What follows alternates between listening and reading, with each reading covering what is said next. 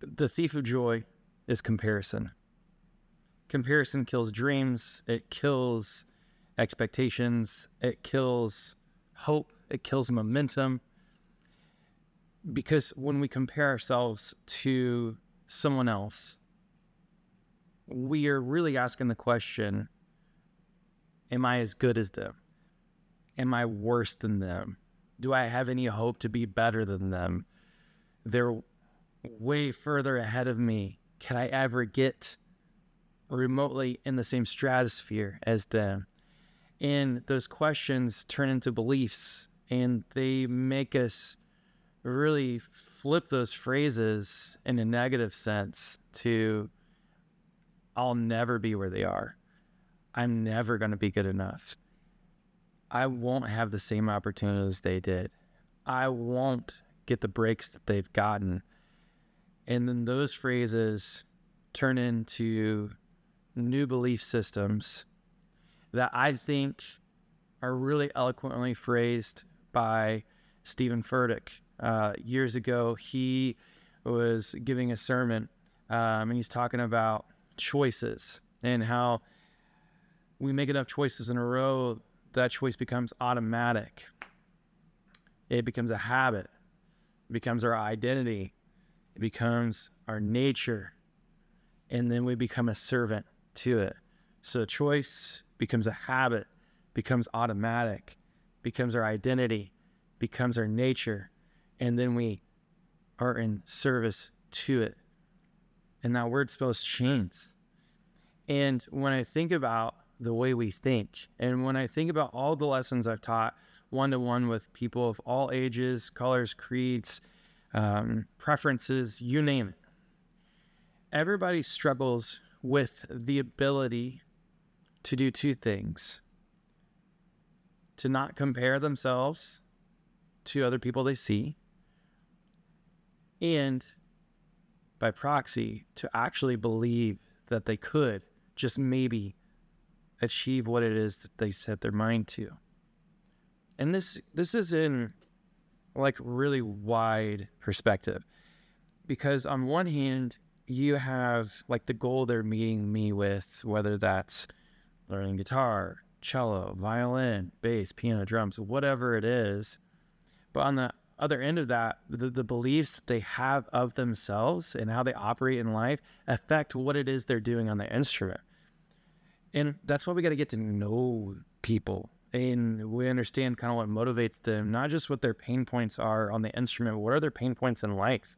What are the things that they're choosing, and the habits they're creating, and the things they've fallen into, and the ruts they may be in? What are those things, and how are they affecting their goal that we're particularly working on in that moment in time? And part of my experience as just a human, learning to be a better human and a better leader and father and friend and business owner and operator and visionary, like, part of my process has been unlearning a lot of the choices that became habits, that became automatic, that I assumed as my identity, and then it was my nature. My nature is to doubt me. I, for years, lived in this trap of I'm not good enough. I'm not good enough for dreams. I'm not good enough for you name it. I believed I had the skill, and I didn't understand what hard actually felt like. And until you're in it and there's no way out, and you just got to keep pushing through. And when you go through enough hard things, you inevitably either get broken or you get refined. And those things both come, some unwillingly and some willingly. And what I've learned is just to let the work that I'm working on work on me as much as I work on the work, and not to wish away those hard times, because they're the gift of perspective. And I love to look at life through the lens that is always asking the question, what next? What now? How do we move? How do we change? How can I show up differently? And my favorite author is Jon Acuff. I've said that a lot, in lessons over the years. I got a chance to meet Jon at a conference, at Orange Conference in Atlanta, Georgia years ago. And it was so fun meeting him. And in the last video, I shared this framework of everything is always working out for me. Part of his new anthem from the book Soundtracks. And today I want to share to you another anthem from that list. And it's one that's shaped me. It's one that's taught me that I am good enough.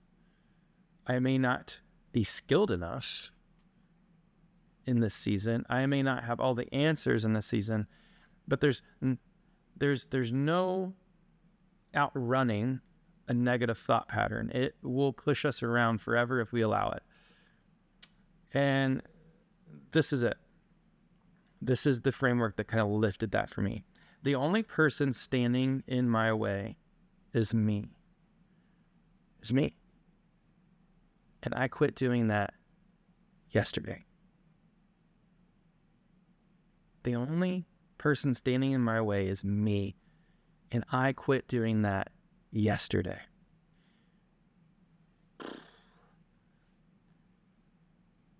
When we own all of it, the whole, when we own our financial decisions, when we own our relational decisions, when we own our work decisions, when we own our self-leading decisions or lack thereof, it creates this wonderful thing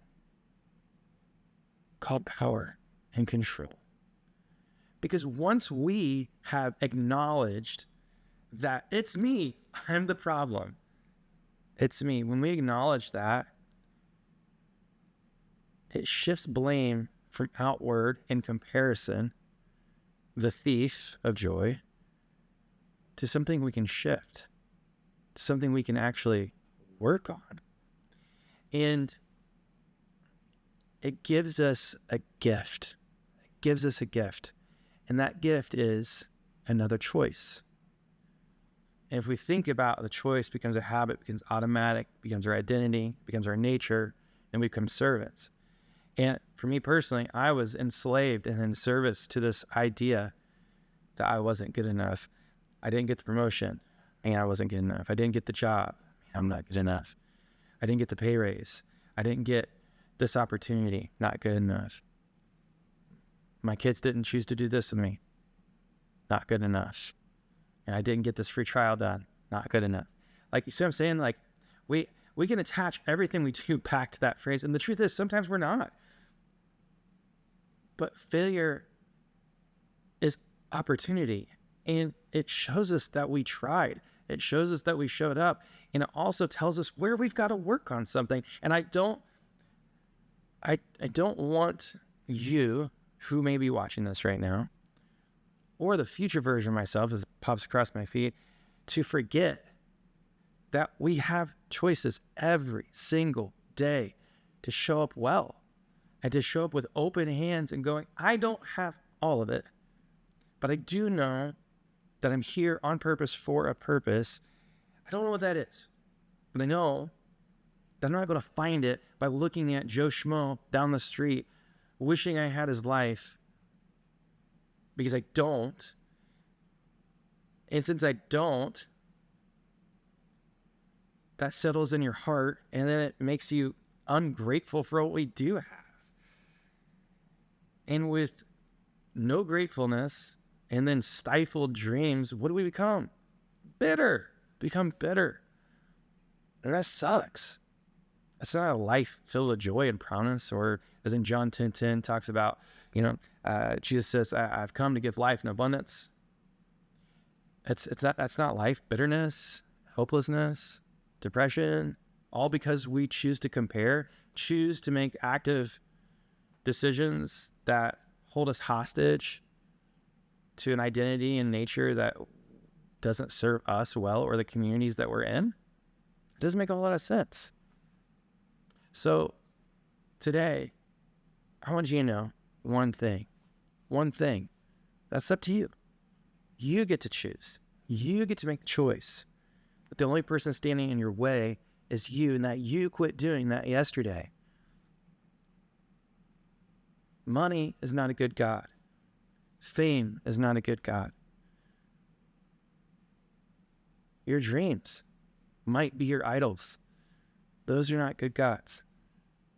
There's only one good God of your life, and you may not believe that, and that's okay. But what we do know physically in this world is that those who choose to live their life with gratitude and open hands win, always, even when they're losing. And if you are tired of just getting your tail handed to you and looking down the street and wishing you had what others had in their world, and you're tired of the same broken soundtrack that keeps playing on a repeat all the time, you might want to turn it and look at yourself and go, okay, what can I choose? What's one thing? What is the next right thing I can do in this moment, right now, to change my life? We are just small shifts away from everything we've ever wanted. And it's up to us, you and I, to make a decision to love others well, to serve others well with a genuine heart, and to stop believing the worst about ourselves and to start questioning why we ever believed those things in the first place. You matter, you're on purpose, and you're not as far as behind as you think. See you in the next one. Peace.